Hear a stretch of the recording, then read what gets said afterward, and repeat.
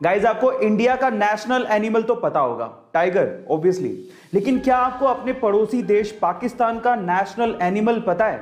ये बहुत मजेदार सवाल है। क्या आप इसका जवाब जानते हैं? चलिए मैं आपको बताता हूं। पाकिस्तान का नेशनल एनिमल है मारखोर। आपने पहले कभी नहीं सुना होगा, लिटरली, है ना।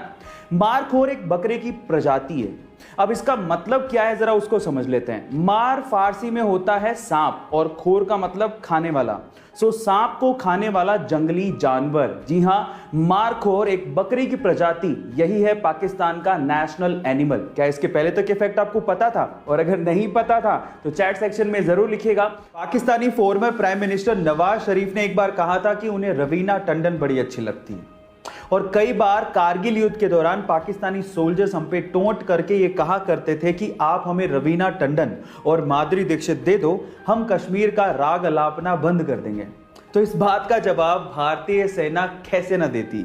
उन्होंने पाकिस्तान की तरफ एक मिसाइल छोड़ी जिस पे लिखा था love from Raveena Tandon to Nawaz Sharif. और गाइस, विजय दिवस पर हाल ही में ये फोटो इंटरनेट पे बहुत वायरल हो गई थी। सो गाइस, ये इंटरेस्टिंग फैक्ट जान के आपको कैसा लगा चैट सेक्शन में जरूर लिखिए। 23 मार्च 1931 को जब 23 साल के एक युवक को उसके दो दोस्तों के साथ फांसी के लिए ले जाया जा रहा था, तो वहां पर मौजूद अंग्रेज मजिस्ट्रार को इस 23 साल के युवा ने कहा कि तुम बहुत भाग्यशाली हो, क्योंकि तुम अपनी जिंदगी में पहली बार देखोगे कि किस तरह से भारत मां के लाडले भारत माता के लिए फांसी के फंदे को चूमते हैं। वहां पर मौजूद चश्मदीदों ने यह तक कहा कि जिस तरह से ये तीन भारत माता के लाडले फांसी पर चढ़े, ऐसा फांसी लेते हमने ना किसी को आज तक देखा ना ही सुना। गाइज, आज 23 मार्च है और आज ही के दिन इन तीन सपूतों ने भारत माता के लिए शहादत दी थी। इन सपूतों की शहादत पे ये दो लाइनें अर्ज हैं। सरफरोशी की तमन्ना अब हमारे दिल में है, देखना है जोर कितना बाजुए कातिल में है, बाजुए कातिल में है। हमारे देश में बेटियों के सुरक्षा के मुद्दे पर लोग बड़ी बड़ी बातें तो बहुत करते हैं, लेकिन जमीनी तौर पर बहुत ही कम लोग हैं जो इसके लिए काम करते हैं। और उनमें से एक हैं राजस्थान के कोटपुतली गांव के डॉक्टर आरपी यादव जी।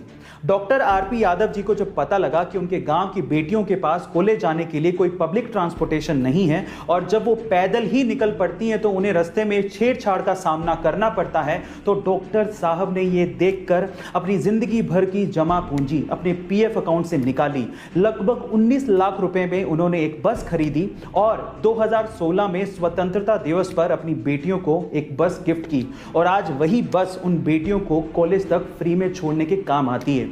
सरकार ने भी इसे बिल्कुल टोल टैक्स फ्री कर दिया और रोड टैक्स फ्री भी कर दिया। गाइस, इससे पता लगता है कि वाकई में आज भी बड़े दिल वाले लोग बहुत सारे हैं। गाइस, ये घटना सुन के आपको कैसा लगा चैट सेक्शन में जरूर